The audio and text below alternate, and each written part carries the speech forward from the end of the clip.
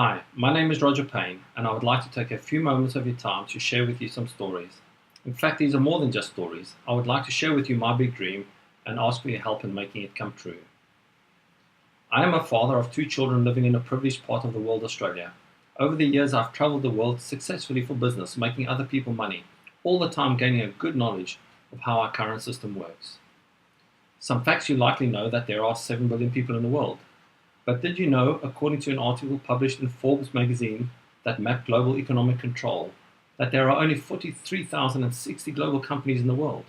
Did you know those 43,060 global companies are controlled via interlocking ownership by just 737 companies, which control 80% of the wealth? You do the maths. All this living and reading got me thinking, so let me start. My story, I guess, started as far back as I can remember, but became my main focus of my life in the last 5 to 10 years as I struggle to understand why my heart feels different from what my eyes see, and the struggle my mind has had in closing this gap. In many ways, my story is really your story as well. It is the story of all our lives and the world in which we find ourselves living in. How do we make sense of it all? How can we reduce the suffering that we see in so many different places? How can we increase our liberty? In essence, how can we be free, independent, and follow our own meaning? I posit that life is all a story, and we get fed stories from the moment we are born. Our parents, our teachers, our politicians, our religious leaders, our bosses, pop culture, the news, and others all feed us stories. In the end, I believe there is only one story, so it is imperative for us to get the story right. I could talk about all the wars that happen around the world, the famines, the inequalities, the discrimination against gender, race, same-sex love. I could talk about the misery that totalitarianism, communism, socialism, and the like have wrought on mankind. I could talk about the free market and how it has lifted people out of poverty, and how it has been hijacked by greed and brought a modern form of poverty and slavery to millions. I could talk about democracy, its benefits, its hope, its prerequisite for freedom, and where it has gone wrong. I could talk to you about many people's loss of meaning as they feel dislocated in a world rapidly globalizing, where traditional belief systems are being challenged and often overrun. I could talk about how we have incredible technology and cognitive ability as a species, but lack the foresight and understanding as yet to use it for our benefit. I could talk about how we are beginning to understand that perhaps we are not as rational as we may think we are, how individual cognitive ability might lead us astray, how we are wired as social animals, how we may be better served both spiritually and materially through cooperation with our fellow man. What I would like to talk to you about is my belief that the moment man acquired his cognitive ability, he lost his natural freedom through poor decision making and not taking responsibility for our own agency. We have created all the stories we see around us. I believe we have empowered, in a sense, sociopathic individuals in giving them a means to consolidated power and a hold over our freedom. In contrast, it always amazes me to observe how so many animals, such as the dolphin or birds, whom we don't credit with our great cognitive abilities, are living so free. They are cooperating one with another as needed to meet their individual needs. Their instinct has not permitted artificial contracts to be developed, and as such, none have gotten their way. They seem fit for their environment, but are we? Oh, how I wish to be like them, free. I believe this is a growing chorus of most of mankind. It's the dream of every independent mind, the dream of every parent has for their child, the dream I have for all, to be fit for our environment and be free. And then the eureka moment, it struck me. It has been staring us all in the face all along. We have deviated from nature's way, the organic path, and become victim to our own limitations. Viktor E. Frankl, an eminent psychiatrist and survivor of 4 Nazi concentration camps, in his book Man's Search for Meaning, observed man is both the person who created the gas chambers and the people who are destined to go through those same chambers. So I asked the question, how do we change this? I believe we can harness our natural collaborative human desires and sense of fairness that most humans are genetically endowed with, in unison with modern technology, to remove as far as possible the unnatural consolidation of power, which leads to unfair advantage, poor decision making, and all that holds man in chains. If successful, I believe we will revert to being more natural, more evolved, having more, and being free.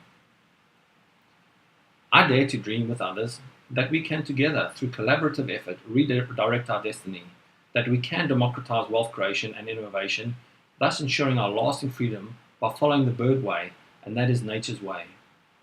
I have a dream that through using social media, we can bring down the barriers to wealth creation, thus enabling committed people to find their meaning while pursuing their independence, mastering new skills, and at the same time contributing to and being part of a much bigger picture. That being protecting the freedom of all people by ensuring that all have the opportunity of a fair go and can determine their own economic future.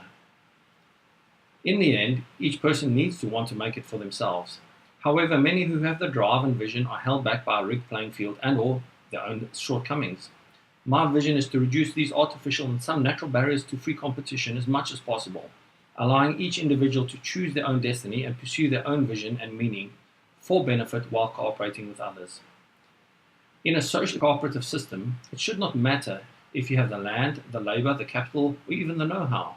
What should matter is, do you have the good idea and the determination? If so, then my vision is to provide the rest on an as-needs basis for small to medium startup companies.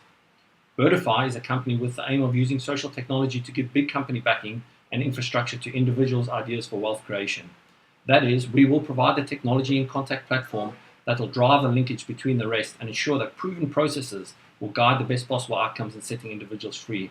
We will ensure a cradle-to-grave service from screening an idea for commercial value to gathering the required resources together to take the idea to market for commercial success, irrespective of the means of the idea generator, thus bypassing traditional barriers to wealth generating through promoting social entrepreneurship. The outcome is that the average person's innovative ideas through collaboration can now have big company backing and know-how in taking it to market. To this end, I have founded a company based out of Australia to bring my dream alive. The aim of Birdify is best conveyed through the birdification analogy. There's worms for every bird, 7 billion birds and counting. Giving every bird its right to flight is the only way, it's the natural way. As Albert Einstein said, we have to find another way. I believe it can be the bird way. Worms for every bird, giving wind to its wings. It's about a bird's right to flight, no more clipping its wings. Every bird to survive by default must learn to catch a worm to power its own flight. In this quest, it is guided and enabled by birds that already know how.